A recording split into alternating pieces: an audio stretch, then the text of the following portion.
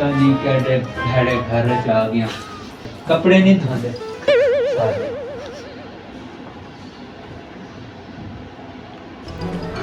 रोजा तो गया।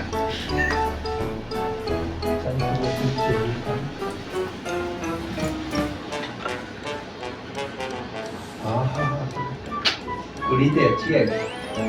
वाह जी वाह, साबुन बनते थे बड़े गंदे ने, बस साबुन अच्छे अच्छे रखे हुए।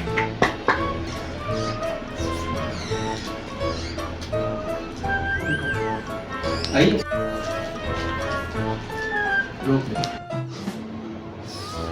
चोर चोर चोर चोर चोर। सर जी मुझे माफ कर दें सर जी, प्लीज मुझे माफ कर दें सर जी, प्लीज। 75 साल से हम चोरों को माफ करते आ रहे हैं, इसी वजह से तो हमें ये दिन आज देखना पड़ रहा है। चोर बेटा, चोर बेटा, चोर चोर चोर चोर। Uncle ji please, uncle ji please मुझे एक मौका दे दे, प्लीज प्लीज, आपकी मेहरबानी होगी, सिर्फ एक मौका दे दे मुझे। चोर साहब, हर कोई 5 साल बाद यही कहता है मुझे एक मौका मिल जाए, मैं सब कुछ तब्दील कर दूंगा। तब्दील होता होता कुछ नहीं है, वो हमें लूट के चले जाते हैं। बेटा बेटा चोर, बेटा चोर। अस्सलामु अलैकुम रहमतुल्लाहि व बरकातहू। अब्बा खजूर, क्या बात है, शोर शराबा करके सारा घर अपने जमीन में दे मारा है, क्या बात है? खुशी चोर आ गया, घर लुट्टी बंदा, तू ब्लू ब्लू लाई बैठा। तुझे बताए हुआ क्या है? ओ मेरा पुत्रो, छती कर हिक हिक टू टू ते काल मार, सनदार आए तो घर चोर भर गई। अस्सलाम वालेकुम रहमतुल्लाहि व बरकातहू। थानेदार साहब, हमारे घर में एक चोर घुस आया है, मेरे अब्बा खजूर की जेबों से कुछ ढूंढने की कोशिश कर रहा है, लेकिन उस बेचारे को कुछ मिल नहीं रहा। आज तक मुझे तो उनकी जेबों से कोई रुपया मिला नहीं। उस बेचारे की पूरी आदत मुझसे देखी नहीं यार, जल्दी जल्दी से आए इस मामले को निपटाएं। अंकल जी प्लीज प्लीज मुझे माफ कर दें, मेरे छोटे छोटे बच्चे हैं अंकल जी, प्लीज मेरे छोटे छोटे बच्चे हैं, एक दफा मुझे माफ कर दें प्लीज। अरे भाई, अपने बच्चों को जदादे बनाने के लिए हमारे बच्चों का क्यों नुकसान कर रहे हो? अब्बा खजूर, घर में लूटने के लिए है ही क्या, वो बेचारे को मिला ही क्या है, वो क्या नुकसान कर रहा है हमारा? अरे चुप, माफी पर माफी, माफी में माफी मांगे जा रहे हो। सही कहते थे हमारे उस्ताद के, चोरी करने के लिए अकल की जरूरत होती है। अगर तुम्हें अकल होती तो कुछ मालदार घर में जाते, वहां जाकर डाका मारते। यहाँ लूटने के लिए क्या, यहाँ पर तो भूख नाच रही है। अंकल जी प्लीज, कब से मैं ये अपने टूटे फूटे हाथ आप जैसे कमीने बंदे के आगे खड़े कर रहा हूँ, मुझे माफ कर दे प्लीज। ये आपका बेटा है? जी हाँ, ये मेरा सबसे बड़ा बेटा है। तो आपने इसको तमीज नहीं सिखाई? ये किस तरह बात कर रहा है? इसको मालूम नहीं है जब दो बड़े बात कर रहे हैं छोटे को जाकर वॉशरूम में बैठना चाहिए? ये आपने इसको तहजीब सिखाई है? ये हमारा कल्चर है, ये हमारा मुल्क है, सारा मुल्क ही बड़ा जा रहा है, शर्म करनी चाहिए। घर में मेहमान है या पता नहीं वो किस तरह से आया यहाँ पे, और आप उल्टा उसको पुलिस को बुला रहे हो।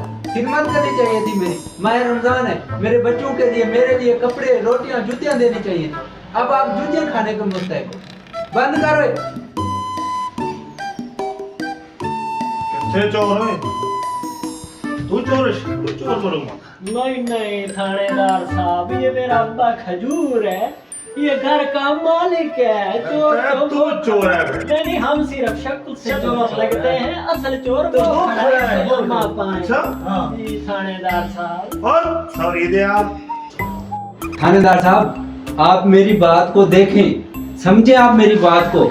इस लड़के ने मुझे किस तरह से बदतमीजी से बात की है, आप सुनेंगे ना, आपकी आंखें सुन ही नहीं सकेंगी इसी बात को, आपके कान देख ही नहीं सकेंगे। ये तो मेरा दिल है जिसने इस सारी चीजों को बर्दाश्त किया हुआ है। चोर साहब, इसने आपको क्या कहा है? ऐसे चो साहब, इसने मुझे कहा है। ओए चुप हुए, ओए खामोश हो जा। मौलवी साहब, आपने अपने बेटे को क्या तमीज सिखाई है? इसको कोई पता ही नहीं है, ये जब देखो फेसबुक पे लगा रहता है, सोशल मीडिया पे लड़कियों को तड़ता रहता है। मौलवी, मैं आपके बेटे को साथ लेकर जा रहा हूँ। सुबह आपने थाने आ जाना है, इसके ऊपर मैंने पर्चा काटना है, ठीक है? और अभी मैं लेकर जा रहा हूँ। थानेदार साहब मैं जाऊं? नहीं, और तेल का खर्चा तो दे, फिर तू जाए। हाँ मुझे याद है, पिछली चोरी पे भी मैंने आपको दिए थे। इस बंदे को नहीं छोड़ना। शायद ये मुझे कहता है वो चुप है। अच्छा, हाँ नहीं नहीं, बात सुबह थाने ही होगी भाई। ठीक हो, इसका बाप आएगा। मैं कल थाने नहीं आऊंगा। नहीं, आपकी जरूरत नहीं है। तो ये शक्ल से जोर लगते हैं बाप बेटा। ठीक है। हाँ।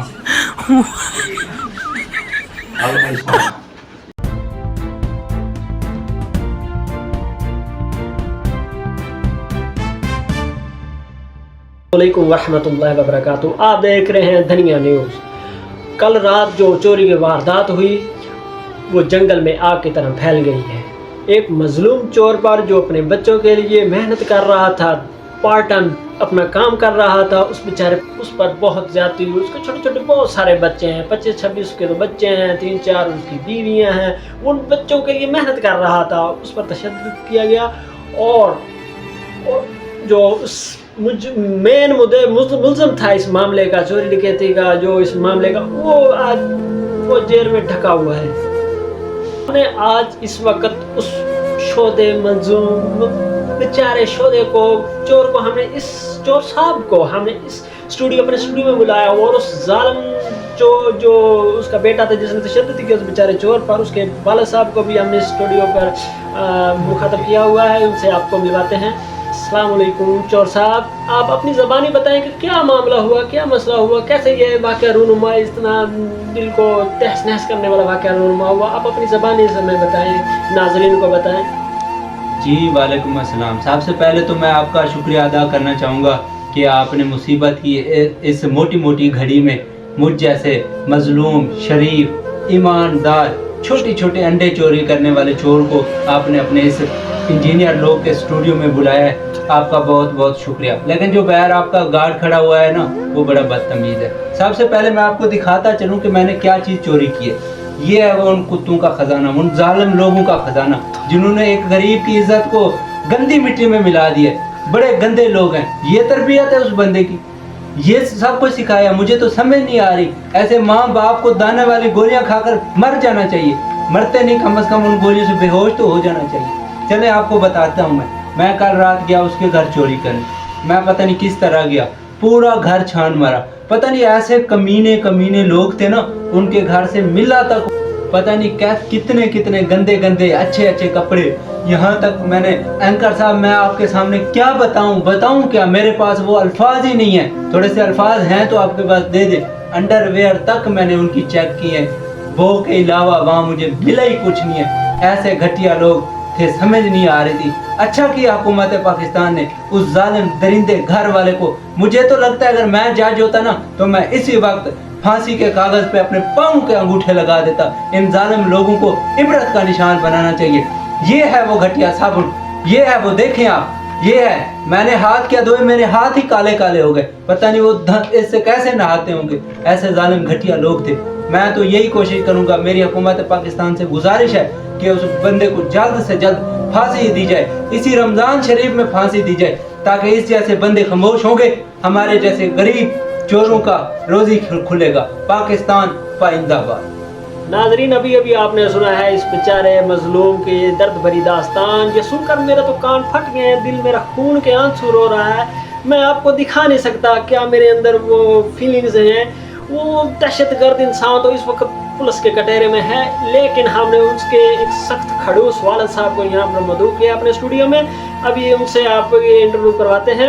अच्छा जी, आपने अल्लाह पाक को हाजिर और नाजर जान मानकर हक सच की बात करनी है। क्या वाक़या रूनुमा पेश हुआ है, अपने बेटे की साइड नहीं लेनी। जो हक सच की बात है वो हमारे नाजरीन के सामने आपने बयान करनी है। मैं आपको सच सच बताता हूँ कि असल के अंदर चोरी हमारे घर से हुई और पर्चा भी हम पर हो गया।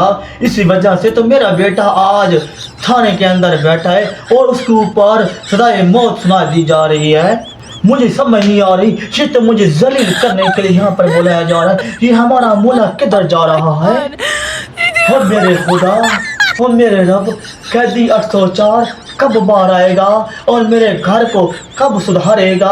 और ये घटिया चैनल के अंदर इन्होंने मुझे जलील के लिए बुलाया है और इस घटिया चैनल को कोई लाइक भी नहीं करता, कोई घंटी की बेल को दबाता भी नहीं है, सब्सक्राइब भी नहीं करता।